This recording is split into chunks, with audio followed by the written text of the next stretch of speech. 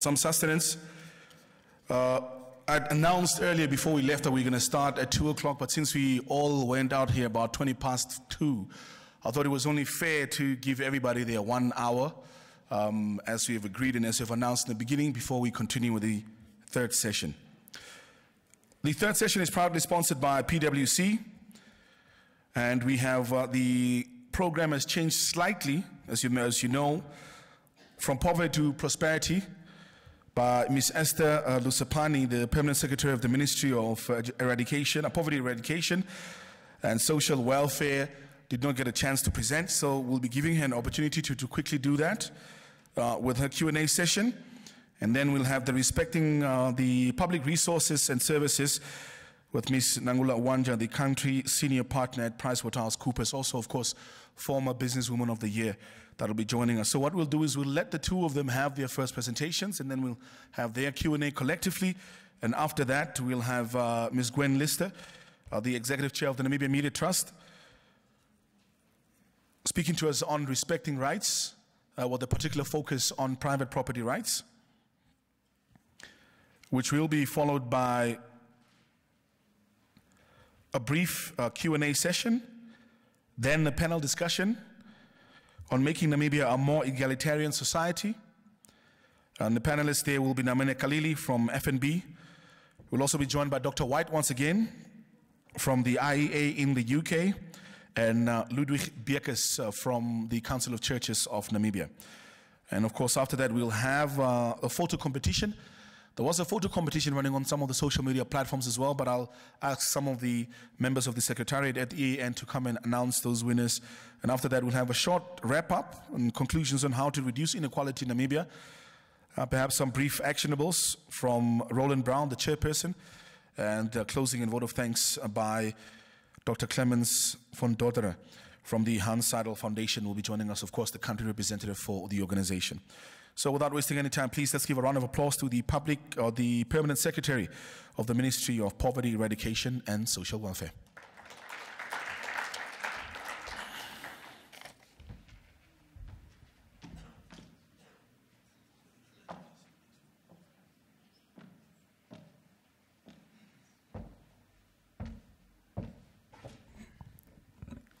Thank you very much, Ricardo.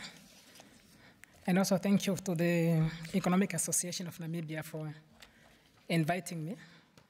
I should say that this is a baptism meeting for me, since I've been in office only for a month. So it's been very interesting to listen from all the views of the experts this whole morning. That's why I took all the time to be here the rest of the morning, although I had quite a busy schedule. Yes. Me and my minister had been given a very, very difficult task, which is of poverty eradication. But the president is quite passionate about it. And I'm saying it's a very difficult one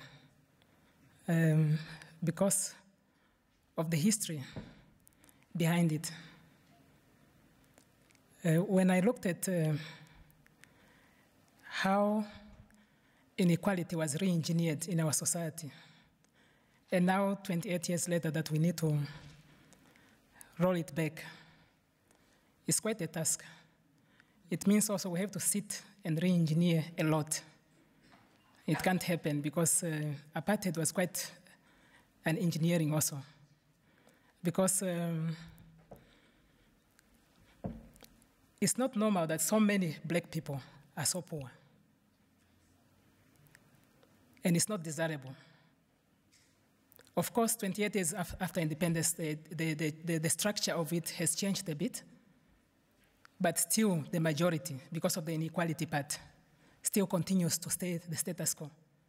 Only a few of the blacks have moved on the upper part of the economy. The rest are still in shacks on the other side of Windhoek. And this is why inequality is not such a desirable thing. So I don't envy my position. Fortunately, I have 5 years at a go for it. Somebody else will take over, but then I need to make myself count during the period that I'm there.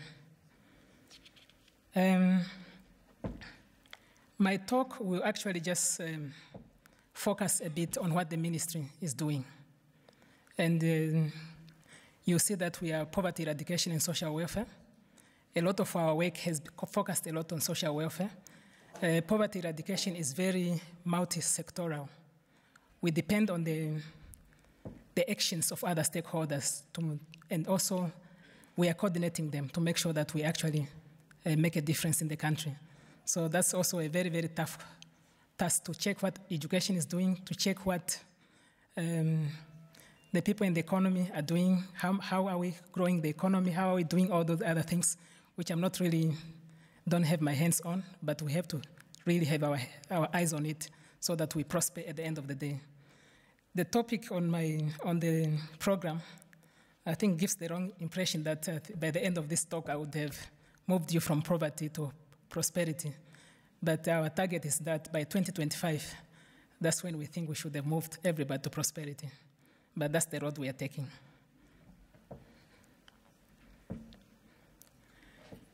Just as an introduction, which I have already done, is to say that despite, I think we are having a lot of economic growth, but before the recession, now it's actually down already. But there's so much being done, so many other people are prospering, but still poverty. The poverty trends are still worrying. There's still people who are hungry, despite other people prospering. And historically, we can ask questions: who are the poor? What is their identity? Their numbers, their characteristics, their location, the reason for their poverty. I think around the room, if you think about poverty yourself, you can have a story to tell. Before I started that, before August, I was at the Ministry of Land Reform. And I remember visiting a farm in Omaheke, which we had acquired. And that visit did not go very well with me.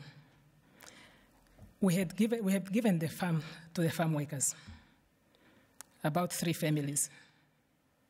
And the scenario, actually 4 families, the scenario I got there made me, I don't think I slept very well that night.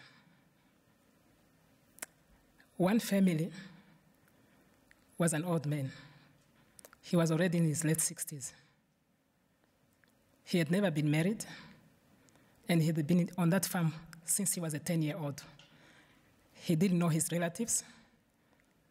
We don't know whether it was a case of human trafficking or what. He was given a certain part of the farm, but he couldn't utilize it. He actually depended on one of the farm workers to go to Hobabis and get his old age pension. That was his source of income. He had no caretaker except for that family. So this is the kind of poverty sometimes we encounter. The family which took care of him, they were also former farm workers. They had probably 4 kids. But because they lost their job as farm workers, they had no source of income. They were unemployed. They were not old enough to access a pension. We have no unemployment benefits in Namibia. The only thing which helped them is that they knew a person who was working in Hobabis who had cattle, so it kept them with them. So they became like caretaker of the cattle again. Another old lady on the same farm, she was also a former farm worker. What does she have? Fortunately, she had grandchildren who could buy cattle. That was a source of a library and a grant. One person who was working, at least she had a job. She had a few cattle, but she could not employ the rest of the farm workers because the source of income she had, actually, the cattle she had were few. She had to make sure that she does it herself. She does the farming herself without employing anybody. That's just a small case of the poverty we have. Most of you, I think, grow up in the rural areas. You know people who are blind. The son has been thrown in jail. The daughter is mentally disturbed. The only source of income they have is a social grant. So there's so much poverty out there, and the factors of it differ. And this is where the ministry is dealing with some of this extreme poverty, as I will go to our programs later on. So the history of poverty also is quite a touching one when you look at it.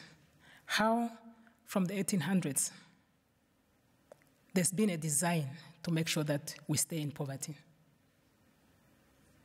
I had wanted to actually talk more about it, but I didn't want the room to go on fire. I know there's a lot of militant students here. so I'll just confine to a few comments of it. But honestly, that's why I'm saying that the task I'm giving is a very high one. Systematically from the 1800s, there's been a design that we stay in poverty. And that design, just to highlight a few. If you are a peasant farmer on the land, having enough cattle, we have seen now, especially somebody mentioned the Himbas in Kunene. The Hereros are also good cattle farmers. You have your enough stock, and you are living where you have the land. And somebody wants you to go and work at a mine for peanuts. Would you go? You will never go. You will continue to farm peacefully and enjoy your time. So systematically, besides that, of course, the poverty structure sometimes is caused by, like the particular case where a lot of the cattle died, and people were left destitute, but also they were removed from the land, so they were left destitute, they had to work. So they had to be destitute so that they become workers, a workforce, to mine the mineral resources. And that's a systematic way. That's why I'm saying that we look at atrocities, but apartheid should have been one of the atrocities where people should have been held responsible. Because we have to deal with this poverty, we have to deal with inequality for over a long period, and it's not getting better. It's not getting better. We talk about corruption of the few politicians now, but the effect of the structural inequality is much, much deeper than what is happening right now. Just to get back again, I think this is the reason when we had this, when the Constitution of the Republic of Namibia was made, we had to guarantee social well-being for all, ensuring equality, equity, and dignity, a very, very tall order. And since the government came into power, just the statistics from 2003, we've been reducing poverty. It was 37% in 2003, down to 17% right now by 15-16. Inequality has not moved a lot.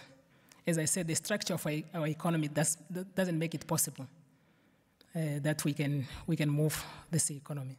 I mean, we can move this inequality figures. It just moved from 0.56 to 0.6. We have put a lot of social protection programs. I think we are one of the countries in the SADC region where we have a social welfare. Compared to others, if you go to Zambia, no old people get money. If you go to other places, and this